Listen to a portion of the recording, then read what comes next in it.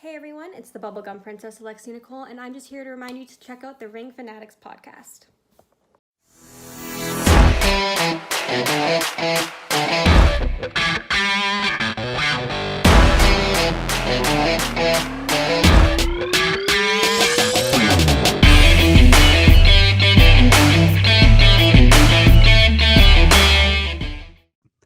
All right, the Ring Fanatics Podcast, episode number 26. I am Nick, your host, and I'm alone today, but I have a guest that I'm going to be interviewing. She is known as the Bubblegum Princess in the Indies. Please welcome Alexia Nicole. How are you?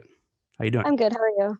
Doing well. I'm doing well. Thank you for coming on. I really appreciate you taking the time to come on Oh, no and problem. doing this episode with me. So I'm going to be starting off asking you questions. At the end, I'll be asking you questions sent in by followers of the podcast that they wanted to ask you, and you'll ask that at the end. I want to start off with the question that about you starting your career. You started, from what I researched, 2013 was when you started wrestling professionally. Yes, 2013. Okay, so since you've been in wrestling for about almost 8 years at this point, did you always know that you wanted to become a wrestler growing up, or was that something that you kind of thought of at a later point? Like not always. I was definitely I think I was like 13 when I decided, but when I decided that was it. Like I'm definitely going to do this. It wasn't like I kind of want to be a wrestler, like I'd play wrestler. Literally the second I decided I wanted to be a wrestler, I looked up for schools and just tried to find out how to get started right away. Speaking of that, you actually trained under former TNA Knockouts champion Taylor Wilde. What was kind of like the process of finding a school, getting in contact with them, and just the whole process of just starting to train? So I just Googled schools in Toronto just to see what came up, and there was Square Circle Training popped up literally like 20 minutes from my house. I got my uncle to bring me just to go check out the place. Met Rob Fuego, he was the head trainer there, and just started talking to him. He told me that Taylor Wilde would be having an all-girls training class for about 5 months, and talked about it with my parents. And that's literally how it happened. Just kind of asked some questions, found out what was happening, and just got started as soon as I could. What was it like kind of meeting Taylor and Rob for the first time, meeting them at such a young age, especially? I was nervous. I was definitely really nervous to meet them. A little starstruck, especially with Taylor Wilde. But it's I mean, Rob is hands down one of the best trainers you could ever ask for. Just nice guy, really knowledgeable, really hands-on, and like a lot of like the whole speaking out movement, a lot of people came forward about like trainers that were bad. Rob was 100% like the nicest guy ever. And Taylor, so knowledgeable, so good, and like really helps grasp the basics, like help me grasp the basics of wrestling. And just like, yeah, they honestly, I couldn't have asked for a better place to train. They were so good at what they did. What was something that you always remember from Taylor or Rob that sticks with you today in terms of wrestling? Um, I A mean, piece of Taylor was definitely advice. Yeah. tell me that don't think too much. Don't let anyone see you think, just do it. And Rob, really just the way he trained me. Don't do anything too complicated. Don't try and go crazy. What's the point of trying to do something that you can't remember how to do, or your opponent can't remember how to do? Just try and keep it as simple as possible. And that's really something that, especially with like everyone doing a lot of crazy moves and like huge spots, Yeah, yeah. good to keep it simple sometimes. Yeah. Speaking of influence, was there anybody that you've watched growing up that kind of you wanted to, I guess you could say, idolized, or either idolized or you kind of influenced your in-ring ability when you wrestle today? Um, in terms of like my favorites, I definitely like The Undertaker was always one of my like top favorites. Eddie Guerrero was a favorite, Molly Holly was a favorite, Mickey James was a favorite, Trish was a favorite. I can be on me honestly, anyone from like that early to mid 2000s WWE was, Yeah. that's like I'm a huge fan of that era. So I a lot of guys and girls from that time were people that I really look up to. Yeah. Speaking of Molly Holly, she just got announced that she was getting inducted to the Hall of Fame today. What are your Yeah, thoughts on that? What are your I'm so thoughts? happy. Yeah. I'm so Perfect day. excited. Perfect day to do this interview too. It just Yeah. announced this morning, and it was announced this Yeah, morning. like I mean, all you ever hear about her is that she's the nicest person. Yeah. Yeah. And I personally think like that matters a lot because a lot of people in wrestling are really scummy. So she's someone I always liked, and then even just to find out that she's just an incredible person and like a nice human being, that just makes me even happier to like watch her and look up to her and to see her, getting into the Hall of Fame. Speaking of another influence question, your nickname, I introduced you as Bubblegum Princess. That's what you go by. Mhm. What was kind of the backstory of coming up with that nickname? How did In you terms give you that nickname? of, I don't know if anyone gave me the nickname or if I came up with it, to be honest. I really like the gimmick itself just came from I used to chew gum when I got nervous, so I wouldn't Okay. grind my teeth. And I would just happen to be chewing bubble gum one day, and I was just in a ring, cutting a promo, and then I blew a bubble, and then I just kind of went with that. Okay. So that's where the actual gimmick came from. In terms of the name, I think I was just like, okay, like what do I like? I like Disney. I'm chewing bubble gum. Like I was like, I'm the Bubblegum Princess. That's literally it. Like there's no like fun story. I wish I had a fun story. But it's just like as simple as that. Like I was just like, okay, like what are the things that I like? What's something that I do? Put it together, and there we go. I mean, it fits well too. I mean, does it work like a lot of the time? Like you're chewing gum to the ring. Like, does it really fits you though, right? Yeah, like it definitely feels like part of me, which is good Yeah. because I would have a hard time trying to pull off a gimmick that's not me at all. You don't chew bubblegum in the ring, right? Just play it safe Sometimes and I do, yeah. honestly. Sometimes Yeah. I'll keep it in my mouth, but I'll try to spit it out and like put it in like a tissue or something. Okay. Okay. So that's good though. At least you don't do it in the ring. So you've obviously been a wrestling fan before you trained. And you've also have quite a record right now into the championships. 2-time PWA Elite Women's Champion, CBPW Women's Champion, BW Women's Champion, and much more. Um, Growing up, like in the moment when you were younger, about thinking about winning championships and all that, how was it like winning your first championship back in 2015? And did it feel like a dream reality? It was kind of weird. I wasn't expecting to. I literally showed up to the venue and they're like, okay, you're over. Like, oh, okay. Definitely wasn't expecting it. It was cool. Like it's cool to have a title and like to be a champion somewhere. It means that the company, they respect you, they want you to represent them, and that means a Yeah. lot.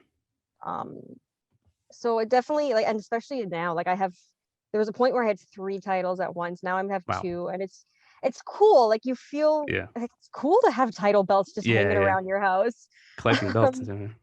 Yeah, and like just to, again, like have to know that people trust you that much for them to either represent part of their company Yeah. or case of femme fatale, I'm their champion. So I represent the whole company, and Yeah. it's an honor. It really is, just to have that trust from the promoter.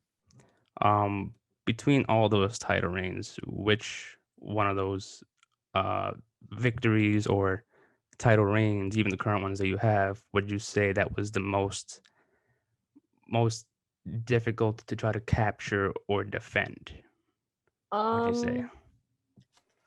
I guess I think the most difficult to defend would probably be the crossbody women's championship, just because I mean I'm defending that, well, when wrestling was happening all the time, I'm defending that at least once a month, and a lot of the times it's against Crystal Moon, who I love, but we're always trying to think of cool different things to do so that we're not just having the same match over and over again. Yeah. So that one's definitely difficult, also because Ben likes to throw me for a loop and surprise me with 3-ways and elimination matches and try to like throw me off and get me to do different things. So that's probably the hardest in terms of defending and like I guess being creative with, almost, because I've had it for a long time too. I've had it since, I guess, not last June, but the June before. So it's been almost 2 Wow. years. Yeah. Which one would you say was your memorable or most fun to defend out there? Honestly, I think again the crossbody one, just because I've had it for Okay. so long. But the Almost most 2 years. memorable, yeah, the most memorable win was the femme fatale one, just because Okay. I mean I've never been in a main event, and I was the main event match. It was at the venue that C4 is at. So if anyone knows about C4 wrestling, it is like Canada's premier, I would say, like wrestling promotion. Okay. Crazy atmosphere. The fans are always excited. Like it's a great show to be on. It's a great venue to be in. So it meant a lot to main event a show in that building with so many talented women. Like I would never have thought that I'd be main eventing a show that Lufisto is on, or that Priscilla Kelly and Evilise are on. But I mean, Yeah. it's cool again to have that trust, perform and do well. Other names that because you actually back in 2019 you also competed in Impact Wrestling. You went up against names like Madison Ray, Taya Valkyrie, Jordan Grace, and teamed up with other names, big names over there. How was that like competing in Impact over there and working with those people? They're just the nicest people. They just want to see you, do your thing and succeed. I'm so grateful for all the time and opportunities I had with Impact. It was nerve-wracking though. I will say, like, it's very intimidating to walk into a locker room where you're they would call me the new girl on commentary, but I was the girl. I knew a couple of people backstage, not a ton. I'd show up super early to help out, but I'm still on the show. I was in like this weird, like, trying to get booked, but like on the show, like that weird middle ground that like you don't know what to do totally when you're backstage. So I was definitely nervous. I didn't want to step on anyone's toes. I didn't want to be in the way. But it was a great learning experience. I can say that much, just to learn everything from behind the scenes to in the ring and being on TV. Like it's a lot more different from TV wrestling than just a regular independent crowd. Were you able to kind of connect with anybody backstage or in the ring? And if so, who was it and what kind of advice were you given by that person? Josh Alexander, I'm really grateful that I know him personally. Okay. And I knew him before Impact, but we talked a bit at the Impact tapings, and he was always someone, he's just like, just relax, don't be nervous, like, you know what you're doing. It's not like you don't know how to wrestle. You know how to wrestle, and clearly you're good enough for them to give you an opportunity. So why aren't you just relaxing? Don't stress, go out and do your thing. And everyone kind of gave the same advice, like along those lines. But knowing him from beforehand, he was really one who was just like, hey, chill out, you got it, don't stress. Last few questions I have is, I mentioned this yesterday about bringing this up. You are also a part of something that's called, and it's known as Backyard Pro. For those who don't know what that is, can you kind of explain what Backyard Pro is for those who don't know? I'll try. If you've ever watched Backyard Wrestling, you'll get it immediately. If you've never watched Backyard Wrestling is basically just guys that are mostly younger guys, that like people that are kind of trained, maybe not trained. They just basically, you see what you see on TV and you just do in your backyard. But what Backyard Pro is we are the SNL parody, essentially, of what Backyard Wrestling is. We have these over-the-top characters, over-the-top promos, like really random, weird storylines that shouldn't make sense, but we're just trying to have fun. And we have matches, and like I always preface this, we are all trained wrestlers. We are not the untrained backyard wrestlers that people think sometimes. But yeah, we go out there. We have comedy matches, but they're hardcore comedy matches for the most part, because we're not in a ring, so we're using things like pools and trees and like ladders, just whatever's around. But yeah, over the top characters, over the top matches, and it was just a way to keep us doing something and creative during COVID, but it really turned into something that like something that we're all proud of, and something that we want to use it to make people smile and just forget about all the bad stuff going on. Like, I was watching it last night when I found it, and then it was pretty funny. You put your character's name on there is Detective Cookie Dough. What was the background on that name? So on that name, that is if you watch Backyard Pro, you'll see there's someone named Jay Wheeler. His wrestling name is Gabriel Fuerza. He came up with it because I have a private investigator's license in real life. So there's something I used to do, and he was always like, you should do a detective gimmick. You do it during the day. Why not do it wrestling wise? I'm like, no, like I don't want to do it when I'm not working. It just feels weird. It's like combining two different worlds in one, right? It was and I wasn't totally on board with it, but then COVID hit, and everyone in my company got let go. So I was like, oh well, I'm not a detective technically anymore. And that's really where it came from. It was just like, okay, like I guess I can start doing it now. And I was trying to think of like fun things to do with it. I found that red like Carmen Sandiego jacket. I was looking for like weird random things that like detectives would do. And yeah, it was just literally a suggestion from a friend, and just roll with it. How can we make it fun? That's cool. You combine, like I said, you're combining two worlds in one kind of thing. Yeah. the other day you posted something on your Twitter about season 3 coming out soon of Backyard Pro.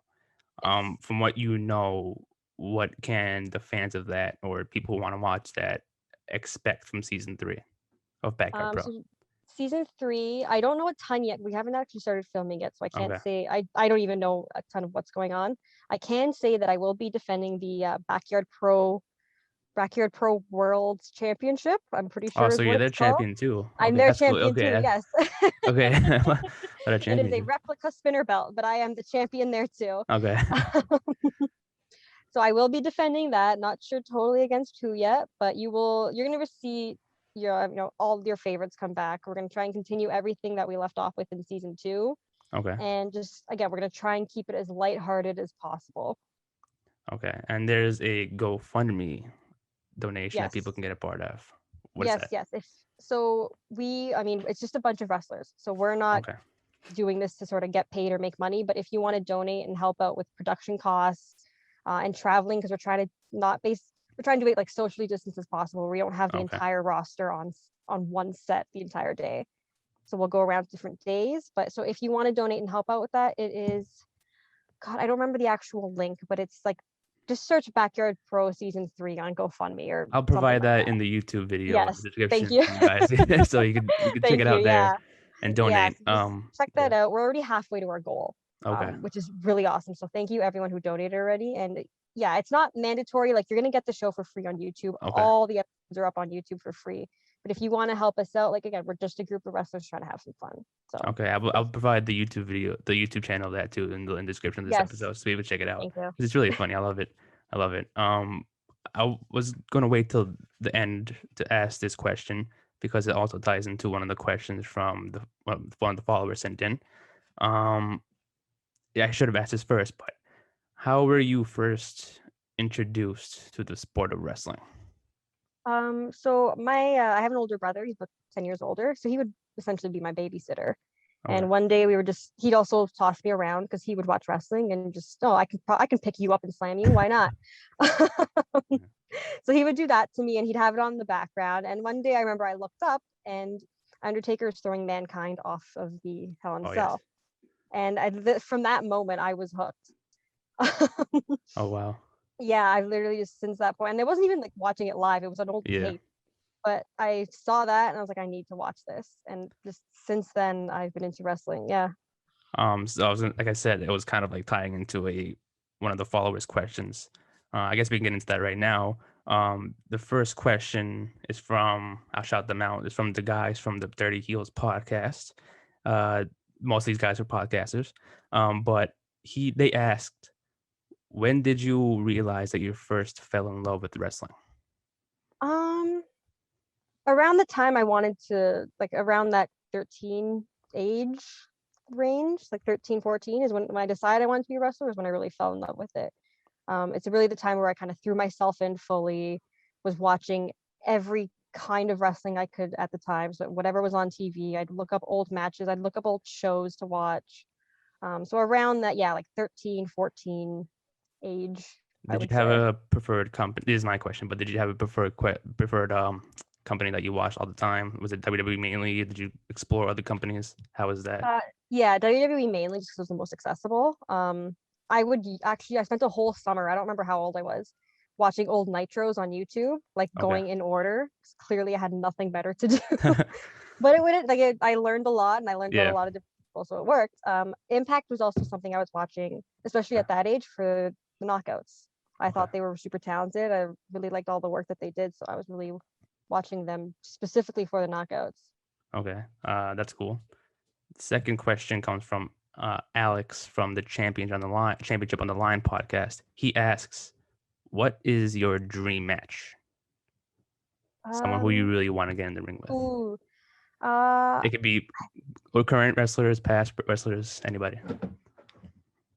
There's a few of them. I think at the top would be Io Shirai. Okay. Yeah, I think that's she's at the top of my list of who I want to wrestle. Right now she's someone who I'm looking at in terms of work, like how to move a little bit better, how to transitions, but like all that. She's someone I look at for work and like all like the little things and how she does them and just to get ideas. So she's someone I really like to wrestle. Okay, that's cool. That is a dream match. Honestly, I want to see that match. I'd pay top dollar to see that match. The third question is from Mike and Tyler. They're Canadians. They have a podcast called the Counter It Out Podcast, and they ask, can you name some up and coming talent on the Canadian independent scene that people should keep their eyes on? Yes. Other than you. I can name a lot, and I'm going to be honest. Okay. So girl wise, Jody Threat, Crystal Moon, Bianca Corelli.